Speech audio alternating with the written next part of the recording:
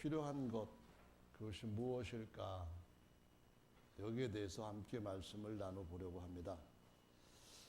우리 교회에 가장 필요한 것은 현 시점에서는 무엇일까? 또 우리 각각 성도들 자신에게 가장 필요한 것은 무엇일까? 우리 교회 같으면은 숫자적으로 성장도 필요하고 교회의 재정적인 그런 성장도 필요하고 또 내적인 성장도 필요하고 열심히 전도하는 것도 필요하고 필요한 것이 많겠죠. 또 우리 각 개인한테도 사업의 번창 그것도 필요하고 건강의 회복 그것도 필요하고 또 이런저런 가정에서 일어나야 할 일들이 또 정상적으로 일어나는 것도 필요하겠죠. 그런 모든 필요를 우리가 주님께서 해결해 주실 것이라고 믿고 있고 기대를 하고 있습니다. 그런데 그렇기 때문에 우리가 믿음으로 주님 앞에 기도하면은 내가 시행하겠다고 하신 약속에 따라 시행할 것으로 알고 기도를 하는데, 근데 어떤 때 보면은 기도를 하다가 그만 그 희망을 놓치는 경우가 있죠. 낭망하는 때라고 말할 수 있겠죠. 그러다 보니까 그만 중간에서 기도하는 일을 포기하고 중도에 그냥 잊어버리는 경우도 있습니다. 그래서 어떤 일은 그래도 전에 응답이 되었기 때문에 시간 후에 얼마 후에 이루어지는 것으로 인해 감사하기도 하지만 또 어떤 일은 사실상 이루어질 문턱까지 왔는데 그만 포기함으로 인하여서 다니엘서의 10장에 다니엘이 기도하는데 이미 응답되었지만은 방해하는 적들이 그 응답을 가져다 주지 못하게 막았던 것처럼 배달 사고가 일어나는 경우도 있다라는 것입니다. 믿습니까? 하나님 응답은 해주셨는데 우리가 그것을 받지를 못하고 하나님께서 우리에게 주셨는데도 불구하고 놓쳐버리는 그런 일이 왜 일어날까요? 이유 중에 하나는 중간에 기도하다가 낙심함으로 항상 이루어질 때까지 늘 기도해야 하는데 알기는 알지만은 못했기 때문에 그렇게 중간에 얻어야 할 것들을 얻지 못하는 경우가 생긴다는 말씀입니다. 그래서 이 시대에 우리에게 정말 필요한 것은 뭔가 오늘 1절에 말씀하고 있는 것처럼 기도하는 그것이고요. 8절에 말씀하시는 것처럼 그런 믿음이라고 오늘 성경 말씀이 우리에게 교훈을 하시고 있습니다. 그런데 특별히 8절의 말씀에 보시면은 기도하다가 항상 해야 되는데 중도에 포기하지 않도록 해야 될 이유 중에 하나가 뭐가 있는가 하면은요, 인자가 오실 때에는 낭망할 일들이 더 많다라는 겁니다. 인자가 오실 때가 되어서는 억울한 일이 많은데 주여 신원하여 주시옵소서, 우리를 신원하여 주시기를 언제까지 자꾸 지연시키겠습니까? 라는 계시록 6장의 말씀처럼 억울해서 당하고 온갖 고통 가운데서 이렇게까지 됐는데 왜 아직도 우리의 소원이 이루어지지 않고 있습니까? 이러한 환경이 인자가 오실 때, 다시 말하자면은 재림하실 때에 그렇다는 말씀이거든요. 그럼 재림하실 때에 만약에 기도하다가 낭망하게 되면은 어떻게 된다는 말입니까? 믿음이 없어서 주님께서 주시는 영원한 영광의 그 유업의 자리에 들어가지 못하게 될 수 있다는 것을 암시하는 것이 아니라 강조하고 있다는 말씀입니다. 여러분 믿으십니까? 이 시대가 어떤 시대인지를 8절 말씀을 다시 한번 읽어보시겠습니다. 내가 너희에게 이르노니 속히 그 원한을 풀어주시리라. 언제입니까? 이 세대가 가기 전에 모든 것들을 이루겠다라고 말씀하신 예수님의 한날, 인자의 한날에 대해서 말씀을 하시는 것인데요. 인자가 오시는 그날 세상에서 믿음을 보겠느냐, 이 말씀이 무슨 말씀입니까? 여러 가지 낭망할 일들이 너무 많이 생겨가지고 정신없어서 기도할 수 있는 기회를 놓치고 기도하고자 하는 열망도 잃어버리고 기도하던 그 처음의 원함까지도 다 뺏겨버리는 상태. 그때에 주님께서 이거 알고 기도하고 곳간에 넣을 수 있는 승리한 믿음을 가질 수 있겠느냐, 이런 말씀입니다.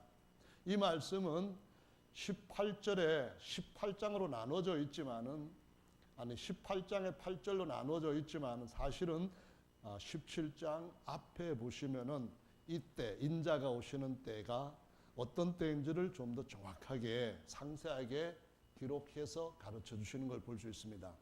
17장 20절부터 37절의 말씀을 주목해 보시면은 하나님의 나라가 어느 때 임하느냐라고 바리새인들이 예수님께 질문을 드렸습니다. 하나님의 나라가 어느 때 임하느냐, 그것은 주기도문에 나오는 내용과 일치하는 것입니다. 주기도문에 보시면은 하늘에 계신 우리 아버지 이름이 거룩히 여김을 받으시오며, 그 다음에 뭐라고 했습니까? 하나님의 나라가 임하옵시며, 그런 말씀합니다. 하나님의 성도들이 하나님이 영원히 그들 안에 좌정하시고 하나님이 그 사람들의 거듭난 그 영, 아들의 영을 하나님 나라의 백성으로 삼으시고 하나님께서 이제 실지회복처럼 이 썩어질 육체를 하나님의 영광스러운 형상의 모양으로 신령한 헵시바와 뷸라와 같은 땅으로 회복시키셔서 완벽하게 하나님의 나라를 완성하시고 그 나라를 이 땅에 내리게 하시는 그때, 그것이 바로 인자가 임하는 날, 한 날이라는 그런 말씀입니다. 아멘. 근데 뭐라고 말씀하시는가 하면은 뜻이 하늘에서 이루어진 것 같이 땅에서도 이루어지이다 라고 말씀합니다. 그래서 그 하나님의 나라가 어떤 나라냐? 누가복음 17장 21절에 보시면은 하나님 나라는 여기 있다 저기 있다 하는 것이 아닙니다. 미국에 있다, 아니면은 이스라엘 땅에 있다, 한국에 있다, 그런 것이 아닙니다. 하나님의 나라는 어디에 있다고요? 너희 안에 있느니라 라고 말씀합니다. 무슨 말이냐면은 하나님의 나라는 왕권이 우리 안에서 하나님이 왕이 되실 때에 확립이 되는 것이고, 그 예수님께서 다시 오실 때를 왕위를 받아가지고 돌아오시는 때라고 누가복음 19장에 말씀을 하고 있습니다. 하나님의 나라는 하늘나라입니다. 성도들의 몸까지, 그들의 영이 모든 것 위에 하늘에서 태어나서 하늘의 시민권을 갖고 있는 아들의 영이 됩니다. 그런데 아직까지 그들의 땅은 흙에, 땅에 속해 있는 그러한 썩어져가는 보잘것없는 땅입니다. 그 땅이 모든 것 위에, 만유 위에 하늘, 만유 위에 교회로 세워지는 그 일이 일어나야만 바로 하나님의 나라가 완벽하게 세워져서 베드로전서 2장의 9절 말씀처럼 너희는 왕같은 제사장들이요 거룩한 나라요, 이렇게 말씀하신 하나님의 나라가 우리 안에 완성이 되는 것이거든요. 그러면은 그 왕으로서 오시는 그분이 우리들도 땅의 왕으로 영원히 다스릴 수 있는 이 왕권을 주시기 위해서 오시는 인자의 그날에 여러 가지로 우리의 마음을 혼란케 하고 끝까지 믿음을 지키지 못하게 하는 사탄 마귀들의 공격이 엄청나게 더 강화되고 심화될 터인데, 그때에 주님 앞에 중간 포기하지 않고 주님의 나라로서 입성할 수 있는 자가 누구냐, 그 말입니다. 모든 것 위에 하늘로 그 육체까지 신령한 영화로운 몸으로 변화될 수 있는 그런 자가 누구냐, 그 말입니다. 믿음이 있는 자인 줄로 믿으시기 바랍니다. 항상 기도하다가 낙심하지 않는 자인 줄로 믿으시기 바랍니다. 아멘. 그래서 17장 24절에 보시면은 인자의 한 날, 30절에도 보시면은 인자의 한 날, 그런 말씀을 하시면서 26절, 27절에 보면은 노아의 때와 같다라는 말씀하시고, 이어서 28절, 29절에 보면은 롯의 때와 같다라는 말씀도 하고 있습니다. 그리고 또 이어지는 31절에서 35절까지 보시면은 인자의 한 날에 어떤 자들은 데려감을 당하고 어떤 자들은 버려둠을 당할 것이라고 말씀합니다. 어떤 자들은 당연히 가야 되는데 가지 못하고 중간에서 떨어지기도 하고, 어떤 자들은 끝까지 갈 수도 있다는 말씀을 하고 있습니다. 그 말씀을 하실 때에 롯의 때와 같다라는 말씀하신 걸 기억하시기 바랍니다.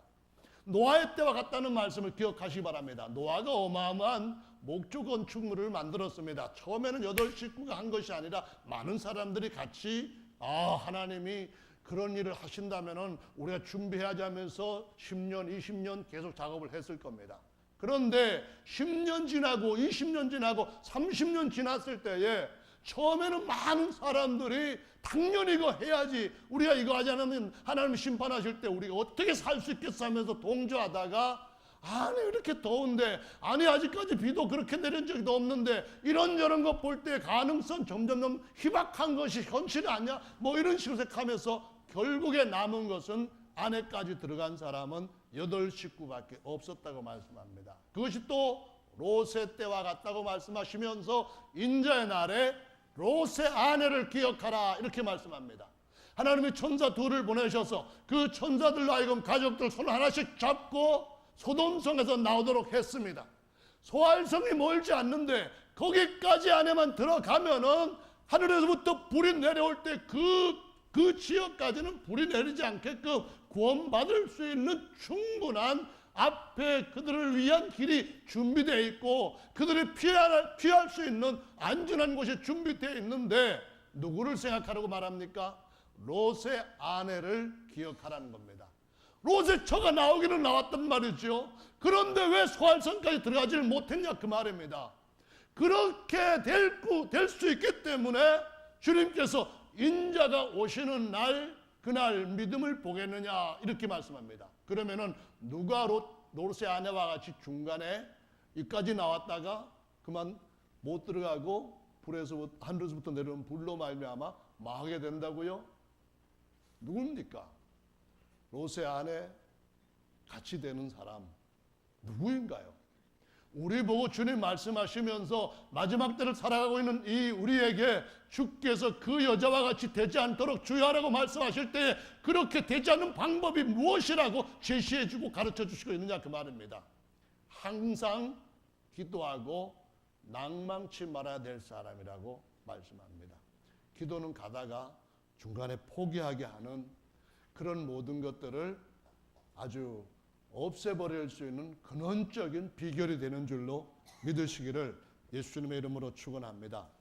그렇게 되지 아니하면은 37절에 기록된 말씀, 17장 37절의 말씀에 보면은 독수리가 모이는 곳에 죽음들이 있다라고 말씀합니다. 계시록 19장의 지상재림 때를 말씀하시고 있는 겁니다. 지상재림 때 있다고 하는 말은 우리가 지상이 아닌 천상에 있어야 되는데 하늘 구름 속에 끌어올려져 있어야 되는데 거기에서부터 말 타고 왕으로서 이 땅에 1000년 동안 다스리기 위해서 강림을 예수님과 함께 해야 되는데 왜 지상에 있느냐 그 말입니다. 왜 거기에 죽음으로 있느냐 그 말입니다. 왜 독수리의 먹잇감이 됐느냐 그런 말씀입니다. 그것이 바로 항상 기도하고 낭망치 말아야 될 것인데 어느 시점 가다가 거기에서 롯의 아내처럼 돼버린다 그 말입니다. 어느 시점까지는 잘 가던데 거기에서부터 끝까지 들어가지 못하고 그때 방주를 지었던 사람들 중에 포기했던 사람들처럼 바깥에서 멸망을 맞이할 수 있다고 하는 것을 가르쳐주고 있습니다. 성경 분명히 말씀하시지 않습니까? 곡식들이 다 천국에 들어가는 것이 아니라 쭉정이는 꺼지지 않는 불에 들어가는데 그 전에 키질을 한다고 말씀합니다.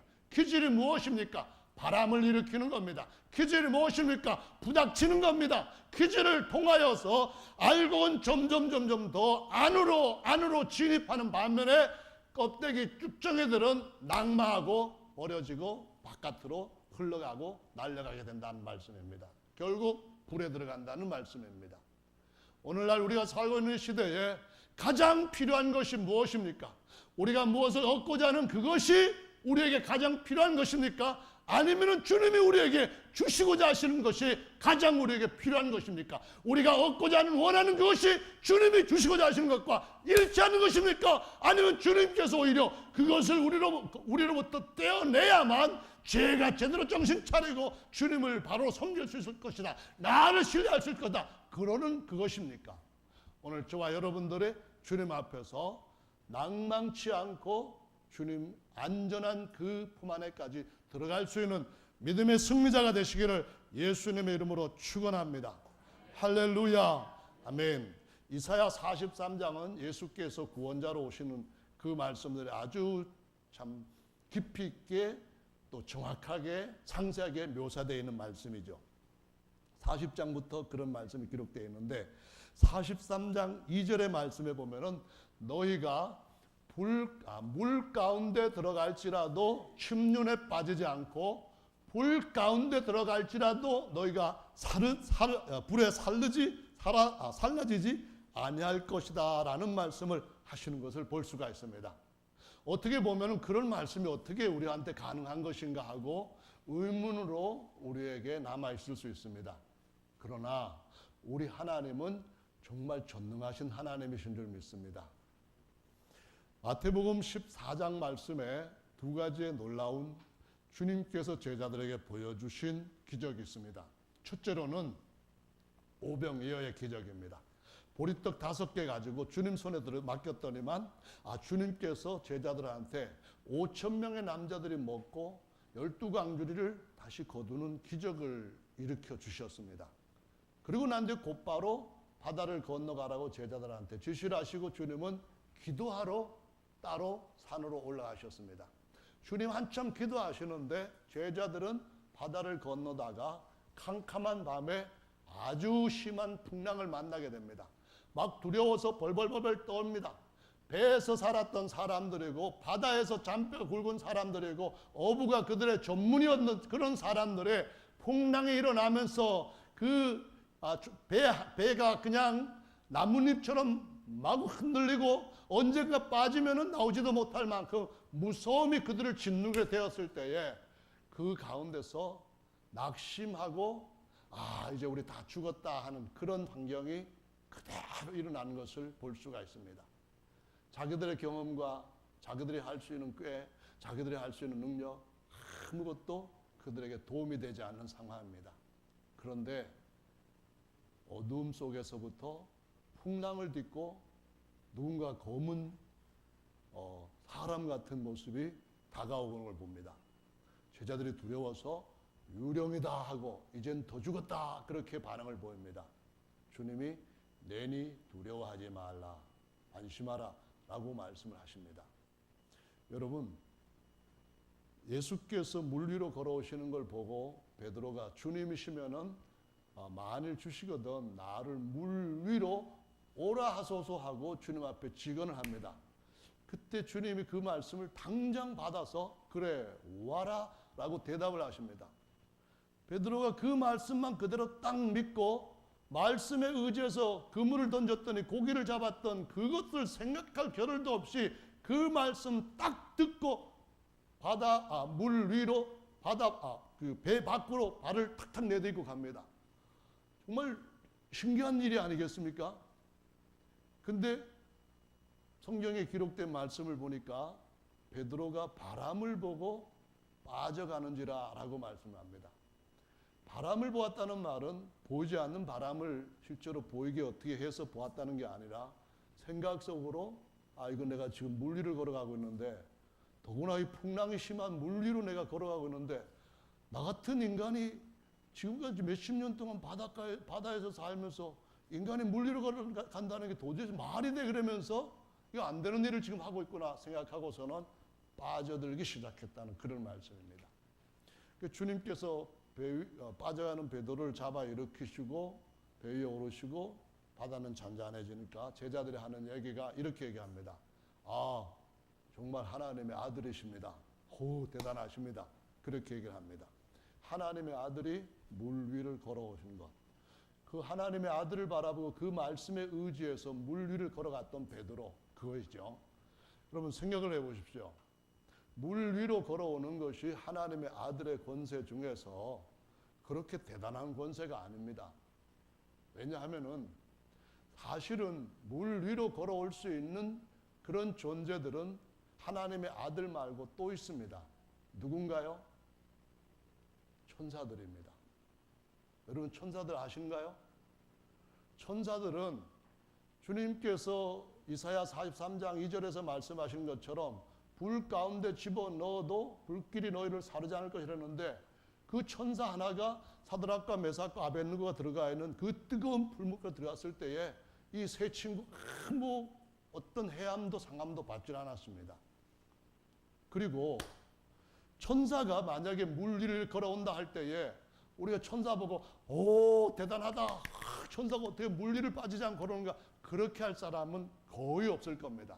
왜냐하면 천사는 물 위를 걸어오는 게 아니라 바람 위를 걸어오는 존재이기 때문에요.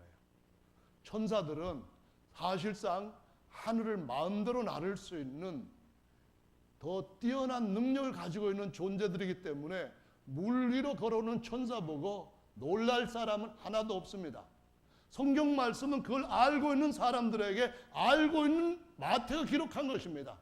그럼 여기서 무엇을 우리에게 주는 교훈이 있습니까? 무엇을 주려고 하는, 어떤 교훈을 주려고 하는 의도가 있는 것입니까?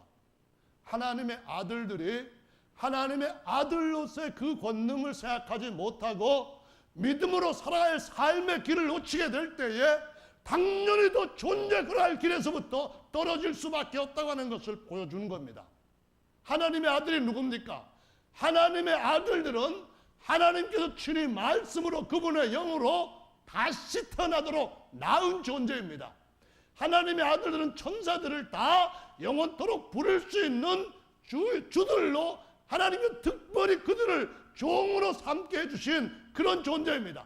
천사는 장차 새 예루살렘 성에 문지기 역할을 하도록 영원토록 그 직분을 맡겼고, 더 높은 지위로 아니 이거 더 이상 나는 못하겠습니다 하고 데모하거나 뭘 한다고 할지라도 그 직종에서 새로운 더 나은 직종으로 올라갈 수 없는 섬기는 자의 자리를 영원토록 할 자들입니다.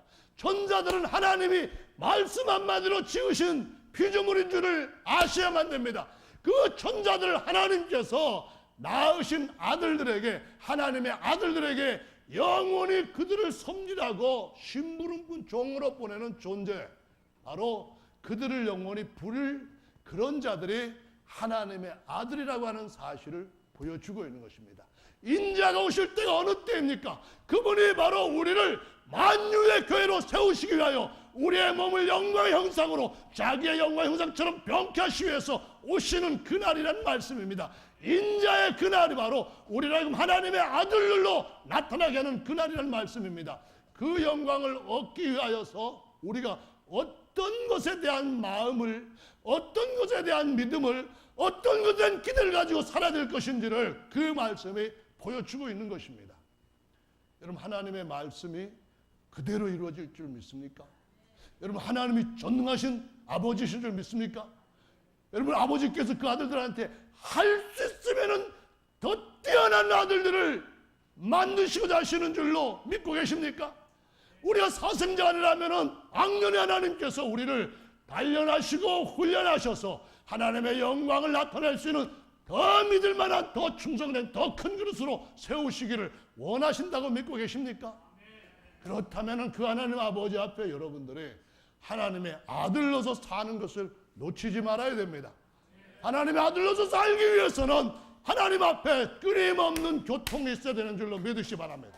조금 전에 마이크가 뭐가 팍 나가버렸습니다. 뭐가 나갔죠? 힘이 나가버린 겁니다. 파워가 나가버린 거예요. 에너지가 나가버린 거예요. 배터리가, 약이 떨어져 버린 거예요. 약을 넣어야 됩니다. 새로 말이 나옵니다. 우리 성도들이 육체를 입고 있는 동안에 하나님의 아들은 이 속사람의 하나님의 아들이지만 겉사람은 여전히 짓눌리고 에워싸이고 천사들보다도 못해서 어떤 것들은 천사들이 도와줘야만 되는 그런 약한 가운데 있습니다. 그 이유는 육체를 입고 사는 동안에 존과 영광을 더할 수 있는 주님이 주신 복을 채울 수 있는 기회로 주셨기 때문에 약함이 약함으로 끝나는 것이 아니라 우리에게 쌓여오는 여러 가지 어려움들이 우리에게 위협으로만 오는 것이 아니라 주님께 주시는 더욱더 큰 영광과 상급으로 올 수 있기 때문에 그걸 알고 그걸 지키고 그것 가운데서 떨어지고 낙망하지 않기 위해서는 어떻게 하라고요? 주님과의 교통을 끊임없이 해야 된다는 겁니다.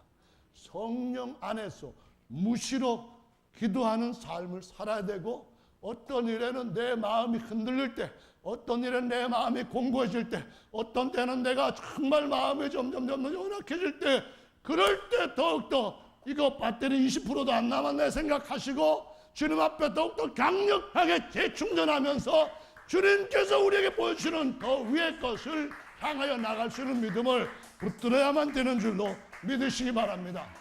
할렐루야, 아멘. 구약의 히브리 말로 하나님을 엘로힘이라고 부릅니다. 하나님이 태초에 천지를 창조하셨다, 그 말을 태초에 엘로힘이 천지를 창조하셨다 이렇게 나옵니다. 엘로힘이라고 하는 말은 복수 형태입니다. 그 단수 형태가 엘로아라고 표현하는데요, 그것의 축약형이 엘이라 이런 식으로 얘기합니다. 그런데 이것은 생각을 바로잡을 필요가 있습니다. 무슨 얘기냐면은 단어는 단순한 데서부터 복잡해져 가는 겁니다. 또 그 의미는 그냥 단순한 데서부터 점점 더 다양해져 가는 겁니다. 예를 들어서 할아버지 하면은, 할아버지라고 하는 말은 먼저 뭐가 있어야 되는가 하면은 남자가 있어야 되고, 그 남자가 아들을 낳을 때 비로소 아버지라고 하는 관계가, 부자라고 하는 관계가 맺어져야 되는데, 할아버지는 아버지보다 더 충만한 더 큰 의미를 갖고 있는 겁니다. 왜냐하면 거기는 손자까지 생겨야만 그랜드파더, 할아버지, 큰 아버지가 되기 때문에요. 그와 같이 말은 단순한 데서부터 점점 복잡해져 가는 겁니다.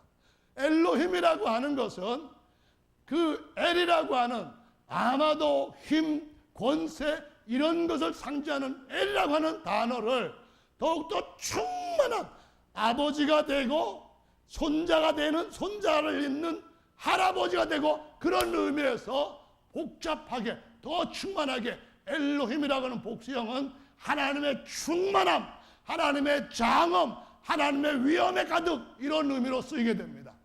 그런데 그 단어가 하나님의 충만함 엘로함이라고 하는 것으로 주님을 표현하기 이전에 맨 먼저 엘이라고 하는 단어는 그 모든 것의 근원되는 첫 번째 되는 겁니다.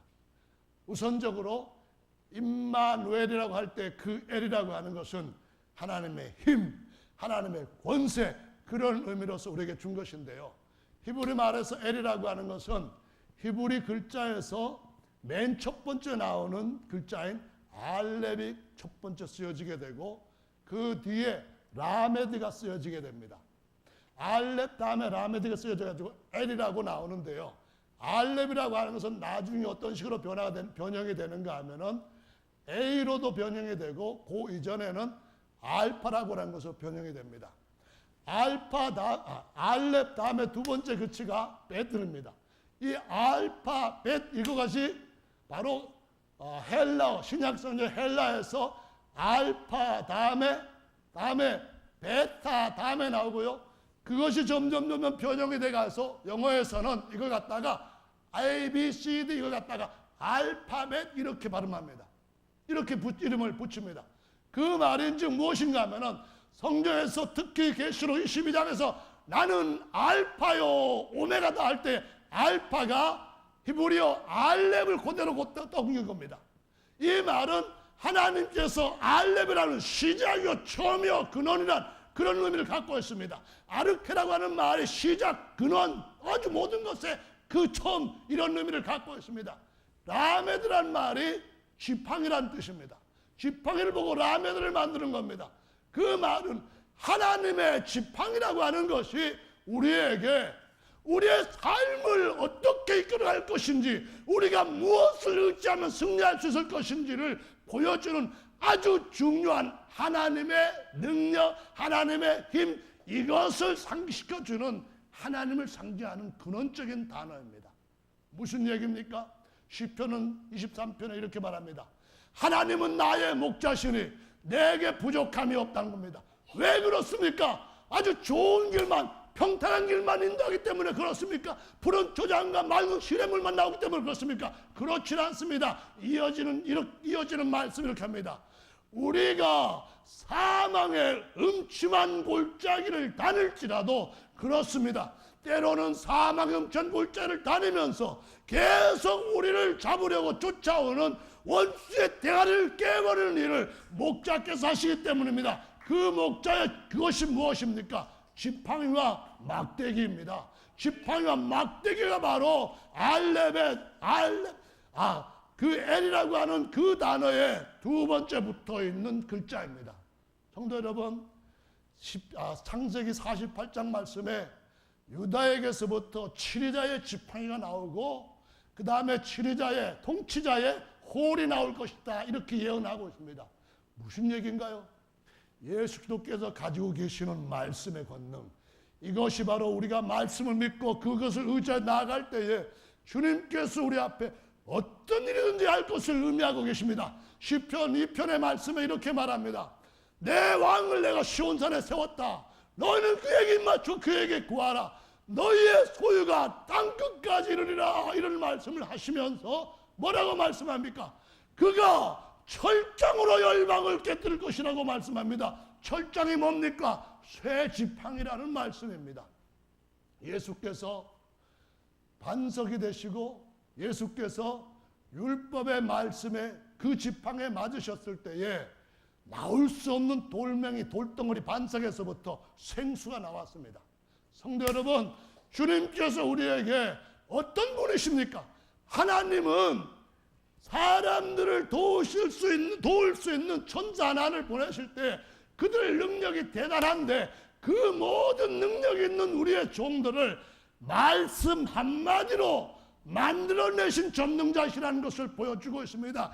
이것은 성경의 진리입니다. 이것은 성경이 증언하는 가장 놀랍고 믿을 만한 진리의 말씀입니다.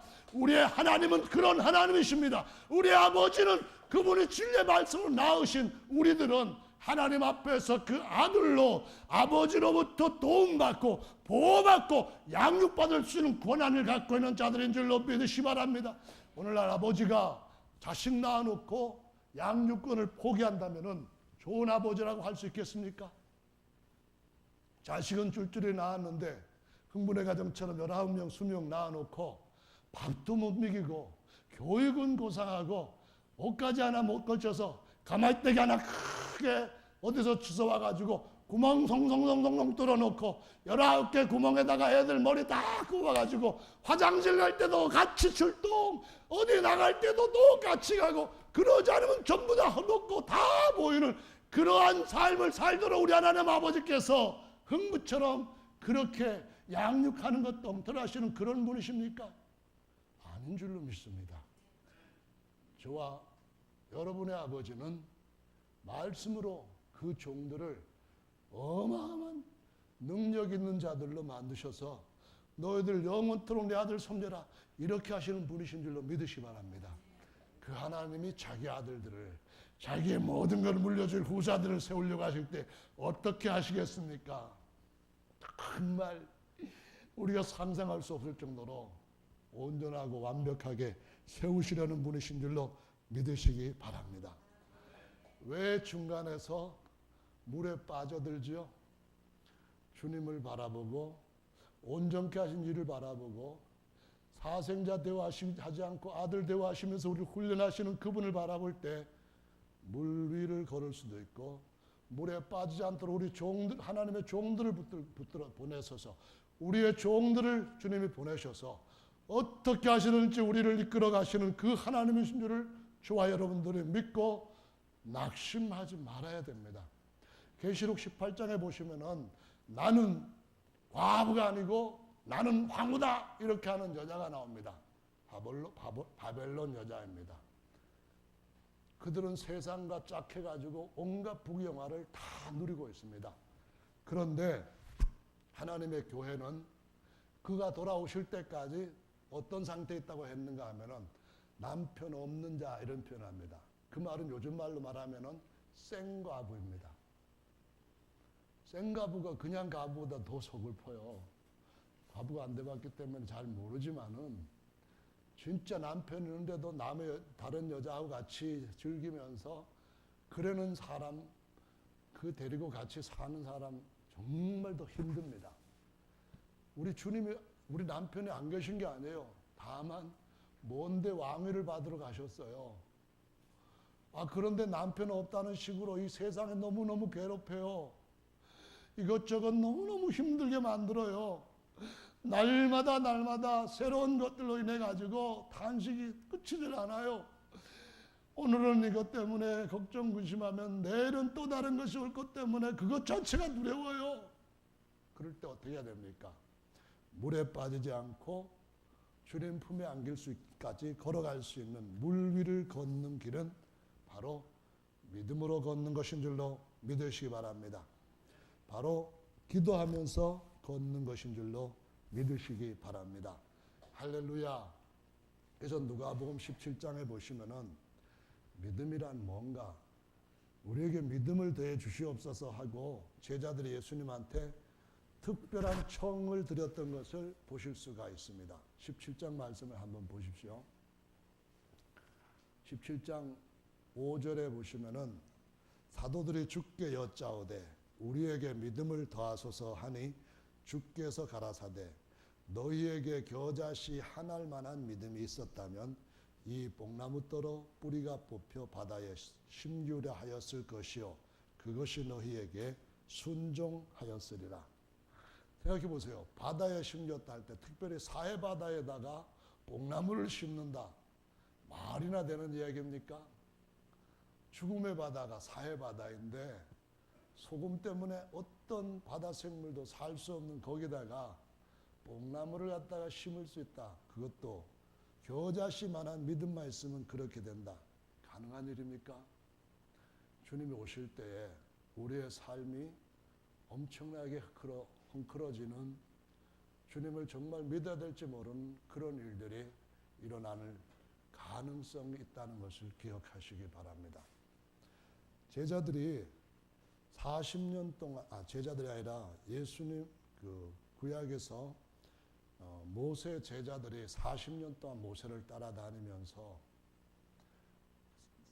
60만 3,548명이 다 죽었습니다. 40년 동안에. 하나님을 못 믿었으니까요. 그러면은 그들이 하나님을 못 믿었을 때에 우리가 이런 생각을 해보죠. 어떻게 그렇게 대단한 기적을 보여주셨는데 못 믿었을까? 여러분, 이스라엘 백성들이 애굽에 있었을 때 400년 동안 종사를 했습니다. 40년의 광야에서는 반석에서 물도 나고 매일매일 만나가 내려왔던 시기입니다. 기적이 매일매일 아침 제 7일 날만 빼놓고는 계속 일어났던 때입니다. 그런데도 광야의 환경이 그들을 계속 마음을 둔하게 하다 보니까 애굽에서 나왔던 어마어마한 기적들을 체험하고 물을 반석에서 먹으면서도 불신하고 못 들어간 세대들이 무려 60만 3,548명이나 되었다고 말씀합니다. 그 말씀을 하시면서 400년 동안 그들이 아무 기적도 체험하지 못하고 만나는 고사하고 맨날 얻어맞고 어떤 때는 그냥 일어나지도 못할 만큼 구타를 당해가지고 노역도 못 나가고 그러는 삶을 400년 동안 했던 이스라엘 백성들이 모세가 와가지고 하나님께서 우리를 건져주시겠다 했다. 당신 누구요? 노인 하나가 와가지고 그런 소리를 할 때 40년 전에 나 도망갔던 사람이요.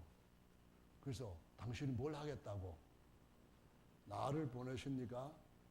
스스로 계시는 분이시고 우리와 함께 하시는 분이시고 히브리인의 그 하나님께서 반드시 우리를 약속의 땅에 들어가게 하신다고 하셨다. 나가자. 이렇게 했을 때에 받아들이고 나올 수 있는 여건이 됩니까? 40년 동안에도 그 많은 기적을 체험해도 못 믿던, 그래서 그렇게 많은 사람들이 중간에 그냥 낭망하고 심륜에 빠졌던 그런 것들을 우리가 볼 때에 쉬운 일이 아니라고 판단됩니다. 여러분, 주께서 우리를 저 하늘의 영원한 약속에 들어가게 하실 때에 광야의 백성들보다도 더 온전한 신뢰하는 믿음을 가져야만 곳간에 진짜 하나님의 아들로서 실한 국물로 들어갈 수 있게 될 줄로 믿으시기 바랍니다. 그게 바로 살아있는 교자씨의 믿음인데요. 그 뒤에 이어지는 말씀을 딱 보니까 예수님이 뭐라고 말씀하셨는가 하면은 너희 중에 종이 하나 있는데 만약에 밭에 나가서 일 다 하고 밭 깔고 씨 뿌리고 양 치고 뭐 할 거 정신없이 다 하고 저녁에 돌아왔는데 주인이 딱 맞이해서 하는 말이 야, 발 씻을 물 떠와. 그리고 내 먹을 동안 너 옆에 있어. 뭐 마실 물도 좀 가져오고 뭐 음료수 같은 것도 필요하다면은 더 갖고 와야 돼. 그러면서 그냥 세워놓고 그냥 밖에 나가서 그렇게 수고하고 애써 들어온 종한테 그런 식으로 할 때에 종이 어떻게 하느냐라고 질문하십니다. 뭐 어떻게 해요? 안 때리기만 해도 고맙지요. 애굽에 종살할 때는 맨날 맞았는데 그래도 괜찮지요. 그 나중에 다 하고 난데 이제 잠자리 좀 펴라. 그래 놓고 잠자리에 딱 들 때에 종이 이제 먹을 수 있고 씻을 수 있는 것 아니냐. 그런 말씀하시면서 나한테 믿음을 더해달라고 했는데 인자가 오실 때 세상에서 믿음을 보겠느냐 하셨는데 그 믿음을 보겠느냐 그 말씀하십니다. 그 믿음을 끝까지 지킬 수 있는 정말 우리가 어떻게 저 하늘에 심지어질 수 있는지 그렇게 될 수 있는 주님이 인정하시는 믿음을 가질 수 있는 자가 누구겠습니까? 끝까지 기도하다가 낭망치 않는 자가 그렇게 될 줄로 믿으시기 바랍니다. 기도는 우리의 삶을 끝까지 가장 놀라운 생명의 길, 영광의 길로 걷게 하는 진짜 유일하면서도 완벽한 파워요, 에너지입니다. 베드로가 주님이 기도하라는 말씀을 들었을 때 에이, 그 정도 가지고 주님 앞에 그냥 벌벌 떨면서 기도까지 해야 됩니까? 아니, 괜찮아요. 저 믿으세요. 다 배반해도 죽는 데까지 저는 따라갈 사람이에요. 제가 천국 열쇠까지 받았잖아요. 저한테 하나님의 아들 그리스도이심을 고백하게 하는 이 위대한 계시까지를 주셨는데요. 죄가 누굽니까? 그랬던 베드로가 처절하게 망가졌습니다. 부인 3번 하고 1번 저주하고 맹세까지 했다고 말씀합니다. 뭘 얘기하는 걸까요? 가다가 왜 물속에 빠지느냐 그 말입니다. 왜 가다가 소활성까지 들어가지 못하고 소금 기둥이 되느냐 그 말입니다. 기도하다가 쉬게 되면은 중간에 롯의 아내와 같이 될 줄로 알아야만 됩니다. 어디 있든지 저와 여러분들이 기도하는 삶을 살다면은 시체들로 땅에 있지 않고 하늘에 이르게 될 것입니다. 누가복음 21장 34절 말씀부터 36절까지 읽으시고 기도하는 시간 갖도록 하겠습니다. 찾으셨습니까? 네, 읽습니다. 시작. 너희는 스스로 조심하라. 그렇지 않으면 방탕함과 술 취함과 생활의 염려로 마음이 둔하여지고 뜻밖의 그날이 덫과 같이 너희에게 임하리라. 이 날은 온 지구상에 거하는 모든 사람에게 임하리라. 이러므로 너희는 장차 올 이 모든 일을 능히 피하고 인자 앞에 서도록 항상 기도하며 깨어있으라 하시니라. 여기에 항상 이 말이 always입니다. 우리가 가는 모든 길에 중도에 기도 안 한 길이 없이 항상 기도 길로 가시면은 땅에 떨어지지 않고 인자 앞에 설 수 있다고 약속을 하셨습니다. 그렇지 않으면은 뭐가 어떻게 된다고요? 생활의 염려와 그 다음에 방탕함과 술 취함, 여기 술 취함이라는 말은 세상의 취함 그 말입니다. 거기서 빠져가지고 소금 기둥이 된다라고 말씀합니다. 빠져가지고 그 싸나운 풍랑의 물속에 침륜된다고 말씀합니다. 주님이 우리와 함께 하시면은 불이 우리를 사르지 못할 뿐만 아니라 물이 우리를 침륜에 들어가지 않도록 못하도록 주님께서 끝까지 우리를 지켜주실 줄로 믿으시기 바랍니다. 우리는 하나님의 아들의 권세를 가지고 하나님의 손에 의해서 훈련되고 양육되고 있는 그분의 후사될 자들인 줄로 믿으시기 바랍니다. 영원토록 왕위, 아까 우리 사회자 얘기하셨는데 40년 솔로몬 왕위보다도 이 땅에서 주님 섬기기 위해 우리 자신의 원함 같은 것들을 하나님의 온전한 뜻을 깨닫고 제물로 바치면서 서 있는 제사장으로 섬기는 이 특권이 훨씬 더 큰 영광이요 권세인 줄로 믿으시기 바랍니다. 여기에서 왕이 되는 것이 아니라 거기에서 영원히 왕이 될 겁니다. 4만 년도 아니고 4억 년도 아니고 숫자가 절대로 계산할 수 없는 영원토록 최고의 왕으로 그 직분을 얻는 자리가 육체의 약함을 가지고 사는 지금 우리의 자리인 줄로 믿으시기 바랍니다. 앞으로들 나오셔서 다 같이 기도하는 시간 갖겠습니다.